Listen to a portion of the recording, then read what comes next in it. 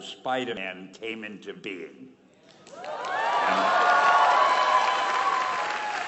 It's a true story, although sometimes it's hard even for me to believe it. But we had already done the Fantastic Four and I think maybe the X-Men, I can't remember the order, but my publisher came to me and he said, "Stan, I want you to come up with another superhero." So I said, okay, went home, and when my publisher said do something, I'd better do it because I wanted to keep my job. I thought, what can I come up with now? And the most important thing in a superhero at first is the superpower.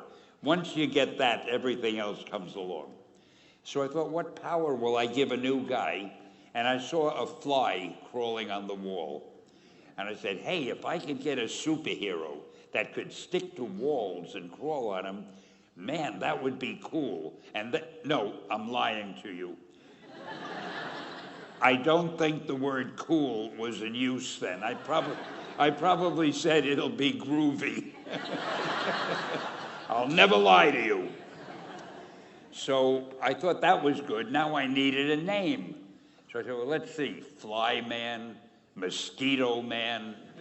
I got down to Spider-Man. Spider-Man. It just sounded dramatic. So, okay, I had my hero. I had his power, his name. And then I figured, just for fun, I'm going to give him personal problems. Because except for you people that your lives are perfect, but most other people have personal problems. And then I thought I'd make him a teenager, because there were no teenage superheroes that I knew of at the time.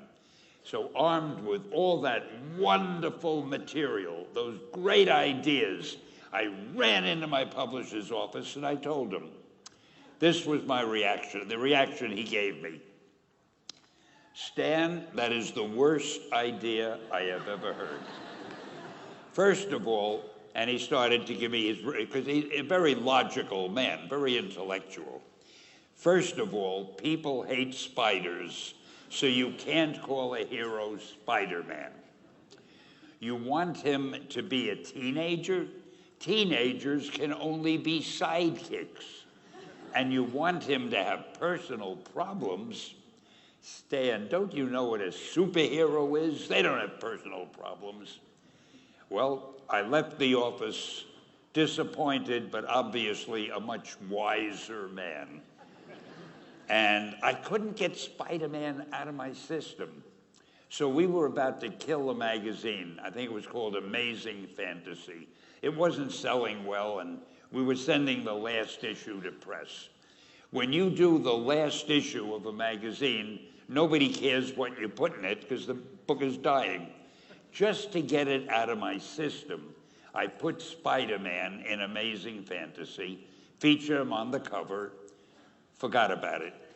A month later, all the sales figures came in. My publisher came racing into my office. Stan, you remember that character we both loved so much, Spider-Man?" He said, "Let's do him as a series." Now, why am I telling you this? Besides the fact that I have to kill a little time.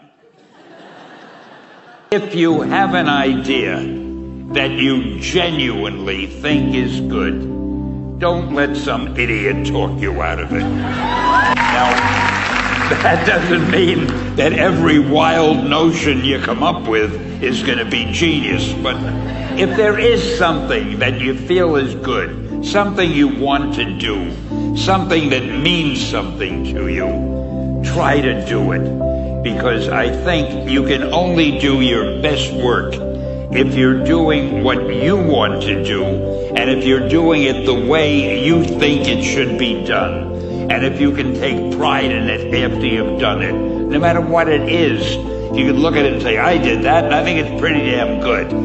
That's a great feeling. So don't let idiots talk you out of something that you think is good.